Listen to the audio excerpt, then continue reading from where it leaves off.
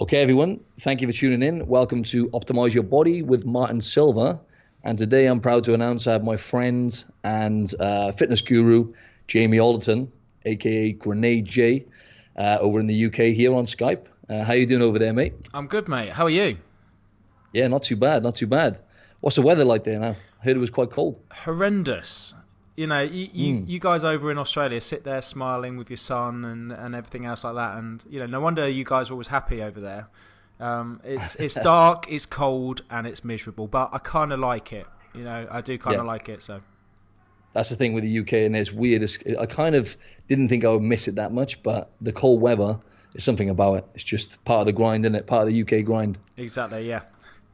So just wanted to pick your brains a bit today, mate, and try and give the listeners a bit of advice on how to get in shape, look after themselves, and some business tips and hacks from yourself as well, James. So thank you for chiming in, mate, and helping me out here. More than welcome. Appreciate it. Yes. So what I noticed on your I looking on your Instagram recently, and I saw a post which really caught my eye about making mistakes and keeping momentum.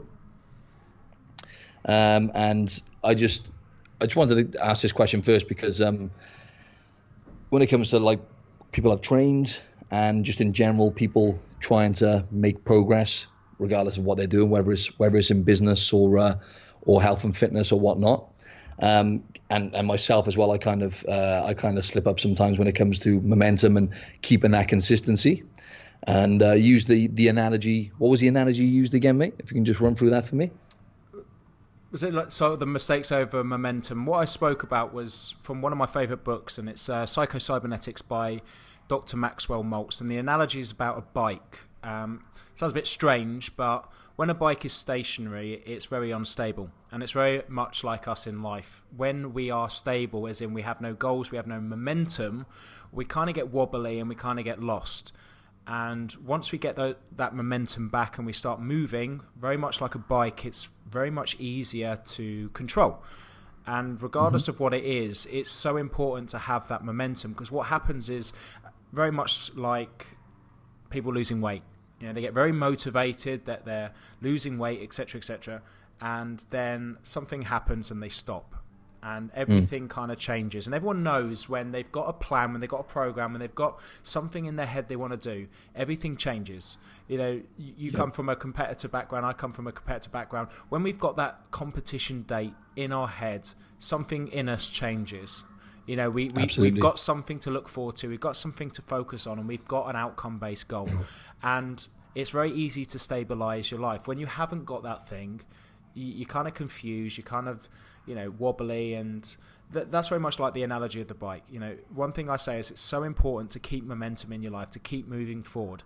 And the trouble with a lot of people is that they do get that momentum, but they lose it so much, and they lose it because as soon as they make a mistake, as soon as they mess up, they go back to stationary instead of learning from it and going, what's the takeaway point, and then continuing with that momentum. That's it. Yeah, they get a bit disheartened, and that's right. Then they kind of lose that motivation and drive to keep pushing forward, isn't it? Yes. So yeah, I agree with that. And just to delve a little bit deeper into that as well, Jamie actually coached me for my most recent show, which was in the summer of 2016. That was my first professional show as a professional competitor, and in the World Championships out in Toronto. And Jamie was my coach, and as he was saying then, in regards to when you have a competition, you have to throw everything in, including the kitchen sink. And I would just like to pick your brains a little bit more about prepping people and how you find it from person to person. Because with myself, obviously, I think we've done about a 12-week prep altogether, because I was already lean 12 weeks out, and then we just kind of went from there. How did you how do you manage to kind of like adapt to each person when it comes to coaching people and getting people in razor sharp condition ready for these competitions, because everyone's so different with their metabolisms and stuff like that. How do you actually manage to, because I know you get some really good results with clients, including myself, the condition I brought to the stage I was happy with. So yeah, I mean, I don't prep anyone anymore, but the last person I prepped was AJ Ellison, who became the WBFF world muscle model champion, so that I kind of finished on a high before with the end of my comp prep. While you're ahead. Yeah, exactly. For me, and I'll be brutally honest with you, prepping athletes for stage is the easiest thing in the world. And the reason that it's the easiest thing in the world is that you're prepping athletes, you're prepping people who stick to a plan. You're prepping people who you can give a piece of paper to and tell them to follow it to the gram, and 99% of them follow it. And it's the same as anything. You know, you follow the plan, you get results. It's easy. You know, you're dealing with people who've got lots of, you know, training years under their belt, etc., etc., etc. It is an easy job. The hard job is getting someone in shape or losing weight who has got all the bad habits, who has weak adherence levels, who is not very self-confident, and all of these kind of things. That, you know, for me, that's always been the real challenge, and that's kind of why I came away from comp prep and then moved more towards, as with anything that I do in life, I like to challenge myself and push towards something a lot more difficult. And okay, yeah, great. Thanks for that. Yeah, and so I guess by what you're saying, it's mindset. Obviously, as we all know, it requires a hell of a lot of self-discipline to get on stage. But what I'll say is, what I'll say, a lot of athletes, and one thing you probably don't know is a lot of athletes that I've prepped in the past, their diets and their training is shocking. Literally, nearly every world champion, pro, etc., etc. Every person that I've worked with, their diet is rubbish. You know, they eat too little, they train too much, and what makes them different to other people isn't the nutrition, it isn't the training, it's the mindset. They can push harder physically and mentally than most people, which is why they look like that. You know, it's no magic potion or pill. Yeah, okay, some of them might be taking drugs, etc., etc. But what we're trying to get down is to the nitty-gritty of the mindset, and that's something that, you know, I speak a lot about. These guys, these girls, they just push harder than most people, and regardless of what it is that they're doing, they adhere to the basic fundamentals of fat loss. They keep consistent, they keep focused, they've got that outcome-based goal in mind, and they get a result. So from a coach's point of view, it's giving them the right plan of action, giving them the adequate amount of calories, listening to their wants and needs, getting that feedback on their energy levels, and just tweaking and changing a few things, because you know that there's no variables outside of that. You know, when you're working with a normal person, shall we say, you've got to take into account their social life, their alcohol, their family, you know, lots of other things, which to most people is a priority over getting ready for a show, especially when it comes to weight loss. Sure, that's right. Yeah, I agree with that. And so that mindset is vital, really, isn't it? Very much so. Especially when it comes to competing at that level, and when you're being critiqued, you know, next to other people who are also put everything into it. You've got to be on your game. So yeah, it's just all about that self-discipline and drive, isn't it, really? But yeah, no, just relating to what you said then, because you know, one of the main kind of drivers behind me starting this podcast was, you know, to help people obtain just good health, get themselves in shape, and sustain it for a lifetime. So, I mean, the on and off kind of mentality, and as you were saying then, you know, people sometimes they just don't have that mindset just to actually mold health and fitness, nutrition into their lifestyle, and it's kind of like they're on or off. So it's like they're going hell for leather and they're dialed, and as you said then, most of the time in that situation, they're not actually eating enough calories, and they're probably overtraining, if anything, or maybe not training properly, and putting their body under too much stress. So how I mean, I'm just trying to, what's the best way to put this? So just any tips you have to help people kind of learn how to mold health and fitness into a lifestyle which they can sustain for a lifetime, and not kind of you know, hit a wall and rebound and then go back to square one again, because this is the battle I have with people, and this is what I'm trying to really help people achieve. So I like to do a lot of analogies and make it very, very relatable. So I'm gonna take this back to, You can drive a car, Martin. Yeah, just checking. So this wouldn't work if you couldn't drive a car. So I can drive a car. Brilliant. Sure. Okay, Just cool. about. You almost messed up my analogy, but it's all good. So the first lesson that you learned how to drive, what did you do? Did you jump on a motorway and overtake cars and do a parallel park? Hell no, otherwise I wouldn't be here now, mate. No. I'd be dead. No, what did you do? You went down a little street corner. You learned you learned the pedals. You learned the indicators, and that first hour, more or less, that's probably all you learned. That's right. Yeah, literally just talking for most of it. Yeah, to the guy. Exactly. So that's all your brain could comprehend when it comes to driving. Now, I guarantee that you've driven to places before, and you can't even remember how you got there. You've got there somehow. Now, kind of in autopilot mode. Yeah. Exactly. So what's changed there? What's changed from suddenly not even knowing where the indicator is, not even knowing how to, work that clutch and brake, to driving somewhere without even thinking about it and getting to your destination? It's experience, it's what you've learned, and then just adapting to doing it all the time. So practicing it, day in, day out. So it's January the 1st, and let's have a look at this as the analogy. You're unhappy, you wanna get in shape, you want to get your abs and stuff like that. But that outcome-based goal is very much like driving on a motorway and getting to your destination without thinking about it.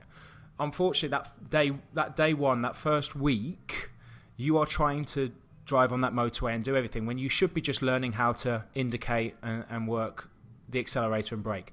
And I love that analogy. And what I mean by that is that so many people don't understand habits. They don't understand how your brain works. You can't go hell for leather from week one and expect to keep consistent with that, because your brain doesn't work like that. The reason that I stay in shape year round, and you've seen this with regards to you coming down the train here. I wasn't even competing. I stay in good shape. And people say, how do you manage to stay in good shape? I'm like, because and they get confused when I say because I drive a car and I don't even know how I got to the destination. They're like, what? But if I told you that analogy now, my fitness is like driving that car. I eat healthily without thinking about it. I go to the gym without thinking, I need to go to the gym. I eyeball food and know exactly more or less what I need to eat in order to sustain my body weight, because I've been doing this for 20 years. Just like if you spent 20 years driving a car, you don't need to think about indicator, brake, acceleration, etc., etc., etc. It just happens. So what you need to do when it comes to getting in shape is keep it simple. Do one or two things daily that are easy for you to do, and then work from there. Because what will happen is, if you let's just say the very basics of fat loss is maintaining a calorie deficit. We're not even going to go into calories now. What we're going to say is, right, I want you to walk 10,000 steps a day. I want you to drink 2 litres of water a day, and I want you to eat 3 good meals and a snack. That's all I want you to do for 2 weeks. I'll tell you what will happen to 99% of people that do that. If they are overweight, if they are very unhealthy and they need to lose weight, they'll probably drop 6 to 10 pounds just doing those 3 habits. Now, how hard are those 3 habits to do? No, they're not very hard at all. Exactly. Easy. Exactly. Just some small changes. Yeah. But what's going to happen when you lose 6 to 10 pounds? It wasn't that hard to lose it. Are you going to be a little bit more in on this weight loss thing? Especially as you've lost 6 pounds and you didn't really think about it. And this is where habits happen. There's a great book called The Power of Habit by a guy called Charles Duhigg, and what he talks about is 3 things: cue, reaction, reward. This is what builds up, this is what keeps you having bad habits, and this is also what gives you good habits. Now, the reason that we continue having bad habits is we get a reward from it. The reason that we go out on the piss with our mates on a Friday is because it feels great. It's good to socialise, it's good to have a laugh. And that's why you can't stop doing it, because you remember how much fun it was. This is so much that you need to think about when it comes to the gym. The reason you can't keep consistent with the gym is you've yet to see the reward from your efforts. And I've had clients before that really struggle with adhering to a plan of action. I had a guy that was really, really struggling with his nutrition and his training. He'd lost about a stone, but he was feeling a bit deflated. the next week, he saw an old school friend, and the school friend didn't even recognise him. He goes, "Wow, you look incredible. You look amazing. What have you been doing?" That changed his brain straight away, because although he couldn't see the changes, somebody that he hadn't seen for 20 years had noticed, and instantly he just changed. He kept consistent with his diet, he kept consistent with his training, and he loved the process, because there's this little thing in his head now that says, if I go to the gym, I get more of that thing that made me feel really good last week. So it's the triggers in your head, and it's the reasonings behind doing it. You need to think of a reward for doing it, but also, in order for you to see that reward, you need to have a little small win. So to do something really, really easy for 2 weeks and lose 10 pounds, you're going to invest more time and effort into it because you've seen the reward. Yeah, exactly. The Power of Habit by, what was the name of the author, sorry? Charles Duhigg. Charles Duhigg. So The Power of Habit, folks, by Charles Duhigg. And also, whilst we're on the topic of books, Mindset with Muscle, isn't it? Your book. It is indeed, which I actually still haven't read it, and I'm going to get on How that. dare That's you? my next How dare read. you? Get in the habit. I know. Well, I say a good habit for everyone to do, and there's lots of things that I talk about when it comes to getting shit done, essentially. If I put 34 books on your desk, Martin, and said, I need those books all read by the end of the year, the chances are you probably read 3 or 4, and then you wouldn't get the rest in because you don't think you've got enough time. But if I said to you, right, all I want you to do, I'm not even going to put the 34 books on your desk. All I'm going to ask you to do is allocate 10 minutes a day to read 1 chapter. That's it. Can you do that? Of course you can. Anyone's got 10 minutes to read 1 chapter. Definitely. If you compounded that every single day, 7 days a week for a year, you would have read 34 books. And it's looking at all these things. Just taking one step at a time, isn't it? It's just going back to basics and taking one step at a time. Then that's what I kind of advise my clients to do as well. It's understanding small changes. Yeah, and it's understanding where that time is wasted. Like people say, you need to brush your teeth 2 minutes before you go to bed and 2 minutes when you wake up. That's 4 minutes a day. If you compound that into a year, that's 24.2 hours. What do you do when you brush your teeth? Not a lot. You stare in you don't do much at all. I was going to say, you threw me a bit there. I was like, I don't know. What do you do? Well, brushing your teeth is one of those things, probably only things that you could do something else whilst doing. Yeah? Everyone knows how to brush their teeth, and you can... Piece of cake. Yeah, exactly. So, you just think... You're on fire with the analogies. I've got to say, mate, you're absolutely on fire. It's been a while. It's been a while since I'm on my podcast. But this is just giving you a perspective on... Yep. The reason that people don't get so much stuff done is that they get overwhelmed because they've got too much of it to get done. If you break things down, if you reverse engineer things, and you just focus on the simple things daily that are easy to do, within a year's time, that makes a big difference. Going to the gym hell for leather for a month might get a quick result, but if you compared that result over a year, okay, you've lost £10, but you've gained that £10 back, and then you've lost £2. So in a year, your total weight loss is £12. Yet, it's very easy to consistently lose £2 a month. But at the end of the year, that's £24. So in actual fact, to do something easier every single month, at the end of that year, you've doubled your results. And it's the compound effect, isn't it? Yeah. It's all about being patient. And this is what a lot of people aren't when it comes to getting results. Because the reason being is, and the hardest thing with weight loss is, it's very painful. When people are overweight, they're not very confident, and they think that they'll get that confidence back when their gravitational pull to the earth is a little bit less. And it's not true. You don't want to kill yourself to get a result, because the only way that you've seen that you've got that result is from killing yourself. And how much do you want to kill yourself for a year? Do you want to suffer for, like you have been for a month, for the entire year? When are you... And can the body take that? How long can the body take that for anyway, isn't it? It's going to take it for much longer than you. And exactly. And when you look at that effect of small daily practices equate to huge results over time, then you're playing a longer game, and you're not as overwhelmed and stressed, because our brains are very conditioned for instant gratification. This is why people get excited. This is why people get dopamine rushes when they get a notification pop up on their emails. They get a like on their Instagram. Exactly, and delayed gratification is where the success is at, isn't it? Yeah, very very much so. But the thing is that our brains aren't conditioned to have kind of I've forgotten what the word is now. So very much. I'm trying to think of what the word is now. I've totally forgotten. I was going to go off on another ramble, but that's what I mean. I'll leave you think. I can't really think of it at 5 a.m. in the morning, mate. To be honest, I'll leave you think. So we've got very much like, let's say we've got an instinctive kind of thing, is it? Yeah. Well, we've got an instant gratification. We've got delayed gratification. Okay, our brains are very much conditioned to be instant gratification. Let's go back to thousands of years. With our brains, and before we had Facebook and mobile phones and stuff like that, if we were hungry, what would happen? Stress would happen, and then it would cause us to take action to find food. We'd find food, we'd eat, we'd be fine. If it starts raining, we'll get stressed. Stress makes us cause action. We get under some shelter, and that stress goes down. Instantly we reduce stress, because as soon as that stress happens, it calls us into action, because that's why we get stressed. We get stressed because it's our body saying we need to do something. That's right. But then what happens? Non-stop stress nowadays, isn't it? Non-stop with technology and whatnot. Yeah, but that's the same thing. It's like we haven't got that instant gratification. Let's just say we are 30 pounds overweight. Yep. And that causes you stress to take action, and you are in a calorie deficit for 24 hours. What happens? You lose a little bit of weight, but you're still overweight, so you're still stressed.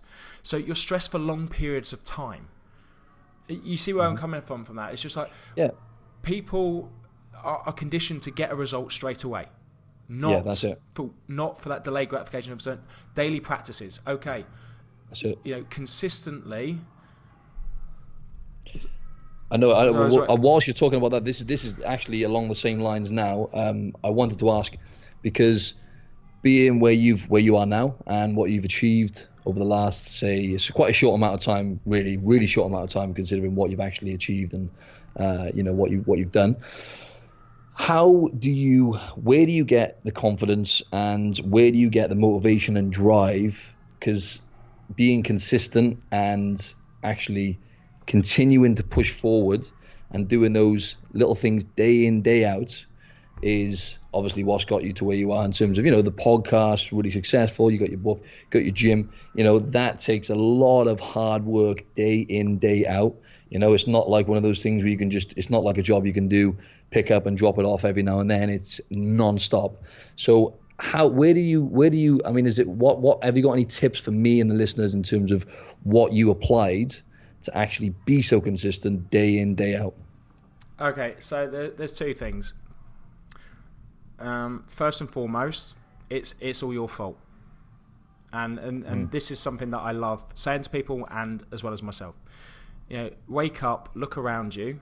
If you have the woman or man of your dreams by your side, if you've got the car you want, if you've got the house you want, if you've got everything there, that's your fault. You've created that. That's been your decision and your choice, and you've made that.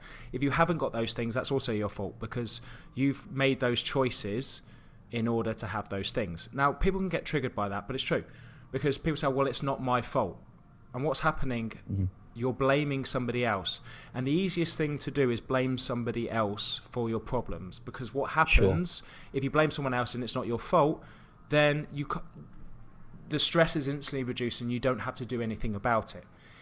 If you understand that it is your fault, then you need to do something about it. People can say, oh, well, I'm overweight. It's not my fault. All my family are overweight. And it's just like, well, that's a cop-out. It's not my fault I smashed all those cakes in and all that chocolate at McDonald's day in, day out for 5 years. It's not my fault, though. Yeah. And the biggest thing is just accept full responsibility for your actions. If you haven't done the stuff, own up to it. If you have done the stuff, own up to it. What will happen then is not only are you being honest with other people around you, you're being honest with yourself. So that's one of the biggest things that I say to myself is accept full responsibility for where I am.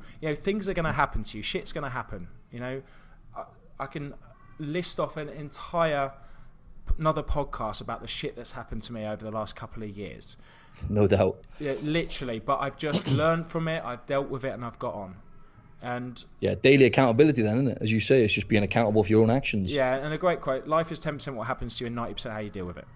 Yeah, exactly. And another analogy, as you know, I like analogies. If you're playing a game of poker and you get dealt a bad hand, just because you've got dealt a bad hand doesn't mean you can't win the game. And the thing is we all get dealt bad hands from time to time. But the difference is we can still win the game because it's all about strategy. So that's the most important thing. Secondly, you're good enough. And this might sound cheesy and woo-woo, but it is. A lot of people, when they do seminars, they talk about the first thing to do in the slide is a bit of an introduction of your achievements. And the reason that so many people put those achievements up is to say why you should listen to me. All of my achievements, I've done this, I've done that, I've done that, I've done that, I've done that. This is why you should listen to me. Now, I've kind of turned that on my head, on its head for my last seminars, where my first slide is everything that I've failed at and everything that I'm shit at. So my first thing that I do is I failed most of my GCSEs. I spent most of my college time getting pissed, didn't get my certification, this. But the whole point is all of those failures, and I'm still standing on this stage talking to all you guys. And the whole reason for that is I am nothing special, just as much as you are nothing special. The only difference is I've taken action with those unlimited technological tools that are around you. You've got this thing in your pocket called an iPhone, or if you're a little bit poor, an Android phone, and everyone has Google. You have this amazing machine in your pocket that can make you skinny, rich, and happy. The biggest problem is that no one knows how to use it because there's an abundance of information out there. And people are constantly distracted. So we live in a time now where it's not about not getting enough information. It's about finding ways to be less distracted so you can get shit done. And understanding that you do not need to, and this is the most important thing, you do not need to be intelligent these days at all. I can sit there, I can have no GCSEs, no qualifications, nothing, and I can have an intelligent conversation with somebody else on the other end because I've got Google, and so have they. You can pull any kind of information from anywhere. Technology. But also it's like, well, that's all well and good, but what are you doing with that information to better your life? And that is the most important thing that I say to people, is that you are good enough. It's just that you need to focus your attention on the things that you are good at doing and do them. And guess what? You can monitor whatever that is. You can get very good at that, because the chances are, if you think about it, there is something that you do better than anybody else. And whatever that is, instead of trying to get better at the things that you're shit at, get very good at the thing that you're better than most people at. And within a year of that control focus, it'll be if that thing that you're better at anyone else has immense amount of value to other people, you can turn that into a business. And that could be anything, because people need help all the time. I remember going to London and they've thought of everything. I remember going to London and I was looking for a car park, and there was an app where people who live in London can rent out their parking spaces. So actually I went on this app and went to a place in Mayfair and rented a person's parking space for 2 hours. Someone actually thought about that and thought, wouldn't that be clever? Most people don't use these, and a lot of people commute into London. We can make some money out of this. People of London can make some money off this, etc., etc. There's an app which will pick up your ironing and iron it for you and drop it back off at your door. There's Deliveroo, where people, I remember. That's it. Yeah, that's what I was going to come to. Go on, carry on. Sorry. Well, when I was a kid, when I was 12, 13, and there was this great thing that we used to do. You used to call the taxi company up and pay them an extra £5 if they go to McDonald's and pick you up at Mackie D's and drive it to your house. So you pay for the taxi to come to your house, and then you pay for the McDonald's and you give them an extra £5. I guarantee someone's gone, well, wouldn't that be good if a company does that, where I can get any takeaway and someone delivers it to my door? There's so much stuff that you can think of out there. I've got 900 notes on my phone of little business ideas like that. The sky's the limit. You've got the technology now. You've just got to have the ideas, and the most important thing, you've got to put it into action. Definitely. And there's a really good book, actually, which is called Irresistible. It's by Adam Alter. I don't know if you've read that, but it's all about what you were talking about then, how we are just distracted nonstop. And I think I've seen one of your posts recently, actually, regarding social media and how it's just a waste of time, isn't it? Scrolling, clicking, checking. And the average person spends about 2.5 to 3 hours a day on social media alone. The average person spends about 3 to 4 hours glued to their phone, literally just doing nothing. So we have more, but we have more information available to us than ever, right? Just as you were saying then, on a digital level, we have more information available to us than ever, but we also are bombarded with all this bullshit, essentially. So it's just siphoning out all the rubbish stuff and just tuning in to what's actually going to benefit you, isn't it? Which is the hard thing. But yeah, just about yours. Go on. Sorry, mate. Yeah, very much so. You know, I say to a lot of people is like, how long have you been on Facebook for today, and what have you learned to better your life? The chances are you've learned sod all. Because you don't go on Facebook to learn stuff. You go on there to be distracted and entertained. And you know, and this is true. You know, there's so many educators out there that are trying to educate people on Facebook, and the thing is, it doesn't work. They've got some of the brightest minds there doing seminars which are like 45 minutes long, which will change your life. But if you look at the statistics on Facebook of the most engaged videos, they average between 30 and 45 seconds. So, you know, how are you going to learn complex information in 30 to 45 seconds? You're not. But if you're on that platform, you've got to play the game of the platform. So if you want your information to be out there, there's no point in doing a 45-minute video. It's a 30 to 45-second video. And that's the reality, is that it's, you know, what works on Facebook, what works on a lot of platforms like Instagram is infotainment. So it's finding ways of getting the information out there as quickly as possible for more people to want to learn more. And it's a very hard thing to do. But the reality is no one goes to learn shit on Facebook. Simple as that. No, that's it. And there are some amazing apps, and I'll tell you, like, a lot of people like to know, what are these amazing apps? If you want to get more motivated, if you want to literally level up your life, 3 apps you kind of need. Medium, it's medium.com. It's a blogging app. I literally, if I want to, I'll write this one down now. Yeah, if I want to be distracted, so to speak, and I've got a little bit of time, I don't go on Facebook, I'll go on Medium, and I read a blog from smart people who can help me better my life. So that's medium.com. If you've got an iPhone, iTunes University. Now, I guarantee most of you out there have never even heard of that app. I haven't heard of that, mate. I'm writing it down now. And if it's the App Store, it's on your phone. Yeah, and iTunes University you can basically go to Oxford University and do their entire syllabus for free.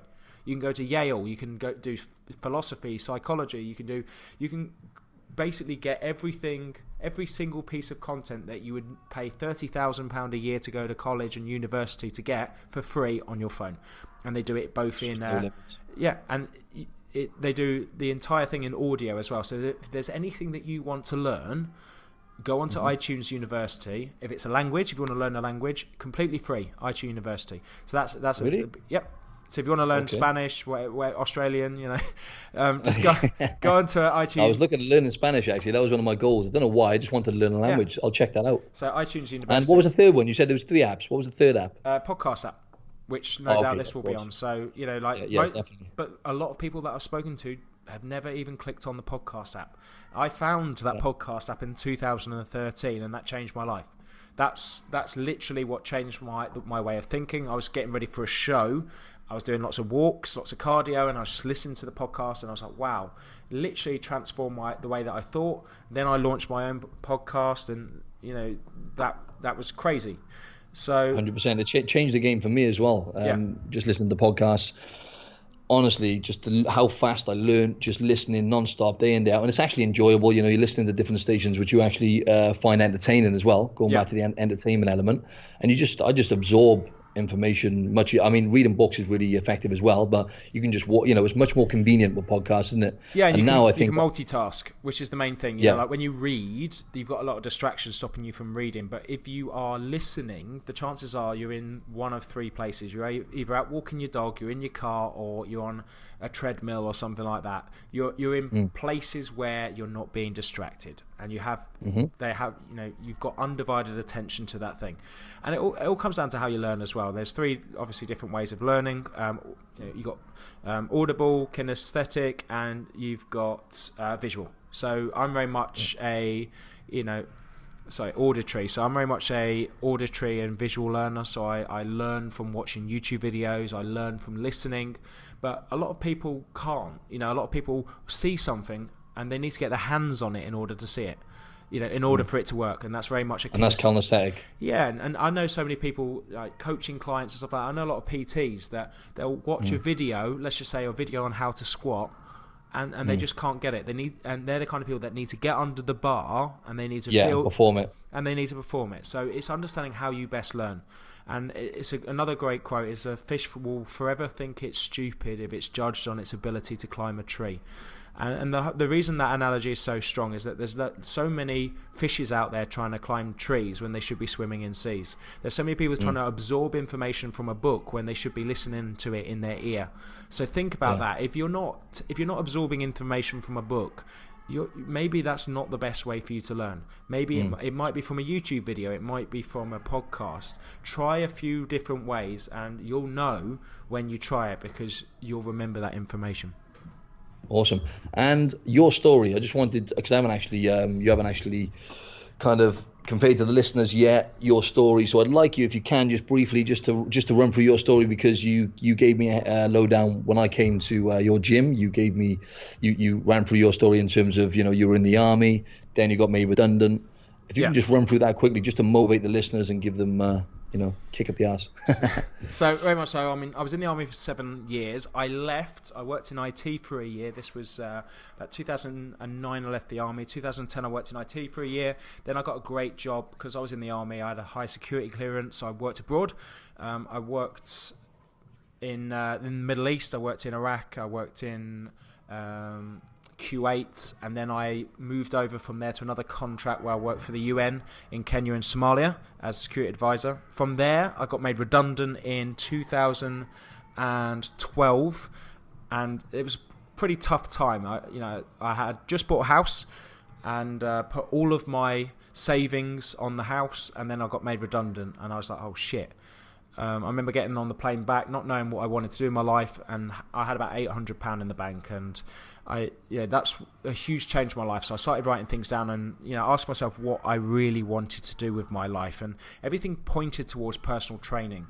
And I'd never thought of doing it before, and the reason being is that I would go to a gym, I'd look at all these miserable personal trainers working every hour under the sun, not enjoying their job, and I assumed, right, I don't want to do that, because I love training, but if I was to do it 10 hours a day, I might end up resent doing it. Worst thing that I could have ever said, because as soon as I started doing it, and literally I had 800 quid in the bank, and I was like, right, I need to find somewhere. I managed to find a studio about 6 miles up the road on an industrial estate, put about 16 grand on my credit card, bought the personal trainer qualification, bought all these weight equipment, etc., borrowed my dad's bike, and I used to cycle wind, rain and snow up to this little studio on an industrial estate by a prison, training people. And in that 3 years of having that little studio, I built it up into a very successful business, became one of the top personal trainers in the UK, and then decided to double down my efforts by opening my own gym facility, because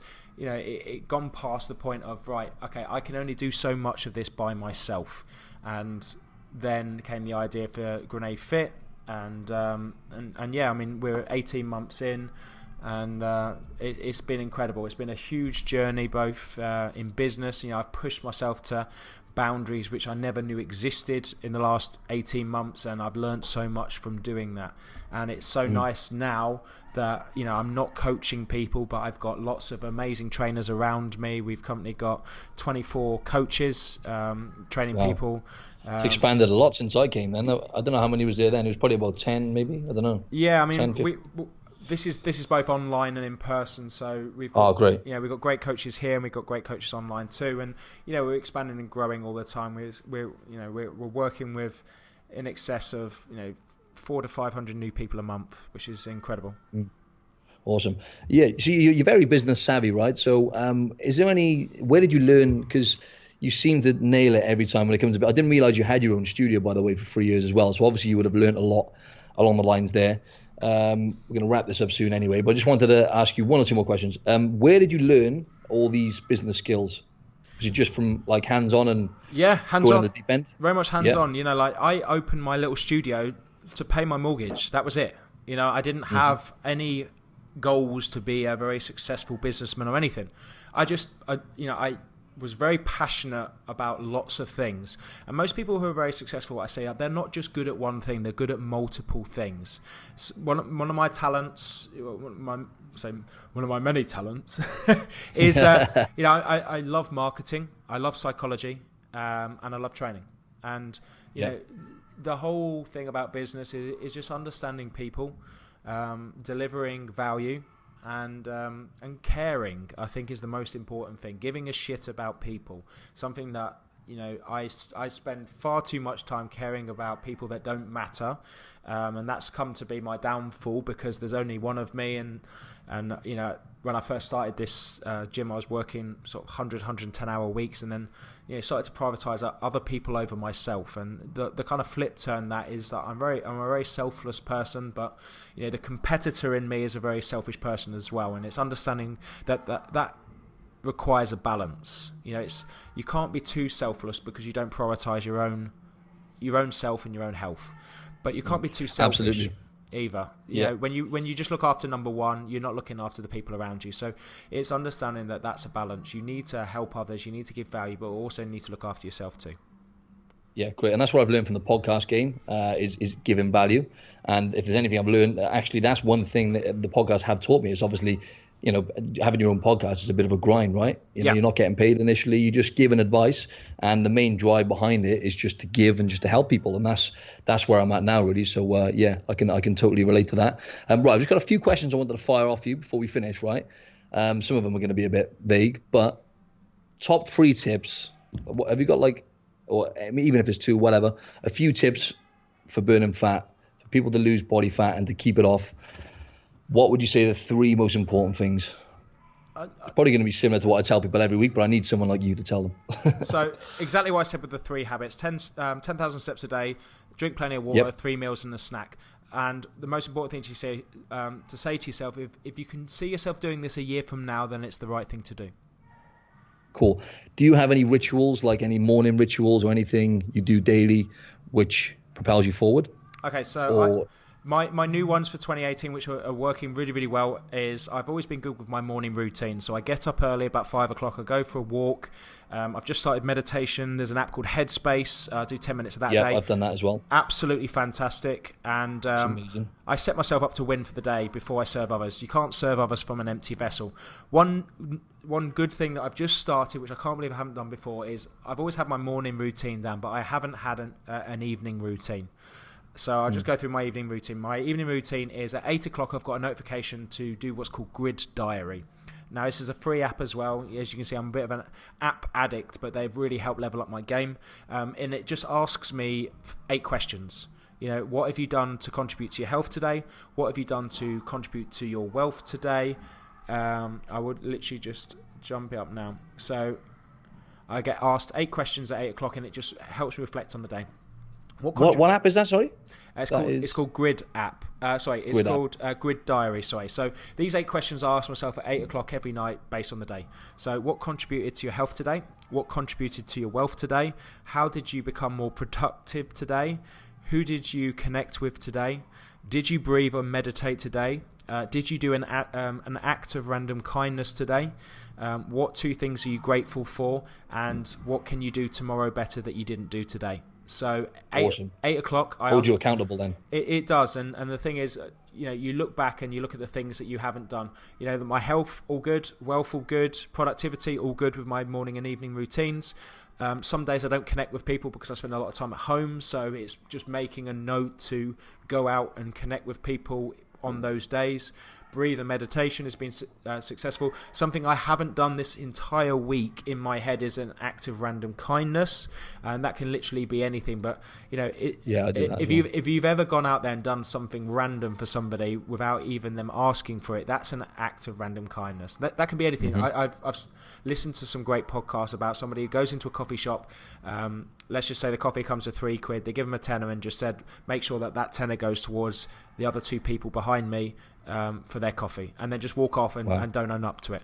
And a guy sits down and tells them not to tell anyone it was him, and sees their face of that look of confusion but look of gratitude, as in there are some good people in the world. And everyone knows when they've had a random person come up and do a nice thing without wanting anything in return, it does bring back and restore your faith in humanity. So that is at 8 o'clock. 8:30, it's social media down, it's phone down, it's away.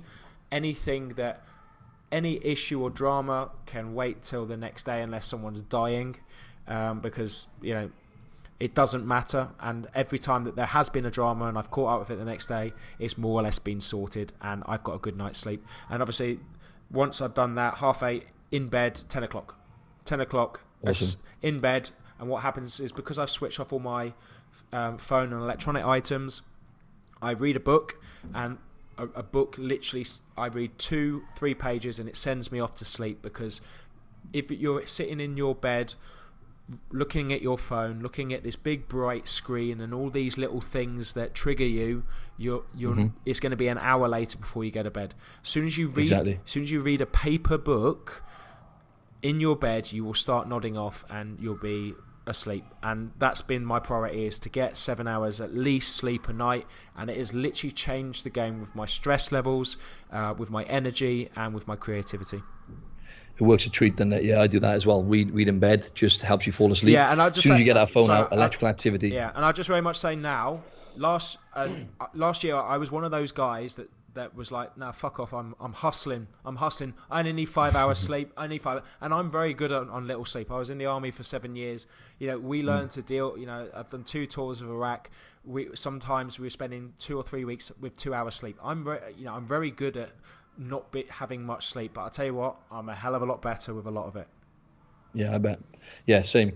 That's the 3 things you mentioned then. So every day I try and give something. Like you said, it could be anything. Growing, so learning, so listening to podcasts, reading a book, and gratitude. So those 3 things I stick by myself. And also meditation. Started it last year. Again, I didn't get enough consistency with it, so I was just starting to get results and stopped. But now I'm back on that myself as well now, and it just helps so much, man. Meditation, I find. I really started getting the benefits last year, and as I said, I stopped before I started getting really, really good. So now I'm back on that as well. So awesome, mate. And okay, I'm going to ask you one more question. I'm going to completely mimic Tim Ferriss on this one. When you think of the word success, who springs to mind? Every person. Anyone in particular? No one. Any person that has achieved success against all odds. So any person that would, what inspires me is not uber successful people. It's people who have defied the odds. I've got a good network of friends who inspire me because they've come from nothing and they've worked hard. And what inspires me, I've got a lot of groups on Facebook. What inspires me is a person who was literally too scared to even comment in a Facebook group, and now they're like doing a photo shoot in the gym. To see those kind of people, that to me is success. People who didn't have that confidence before, people who didn't have that motivation before, and who have pushed through that fear and have achieved, to them, fantastic things. Just getting to the gym 3 times a week is success for some people, and that inspires me. It inspires me 100%. A lot. Okay, thanks a lot for that, mate. So we'll wrap it up there before we go on too much. I could talk for hours about all this stuff, and I've just written down a load of notes myself, mate. So thanks for that. I learned a lot myself. So I hope the listeners enjoyed that, which I'm sure they did. And thank you everyone for tuning in. Jamie, what's your Instagram and whatnot? So is it nice and easy? Just at GrenadeJ for anything. Facebook, Twitter, Instagram, at GrenadeJ. Thanks very much. Yeah, and then, guys and girls, if you could just leave if you go to iTunes and leave a rating and review, be massively appreciated. Thank you for tuning in. And once again, James, I really appreciate it, mate. More than welcome, man.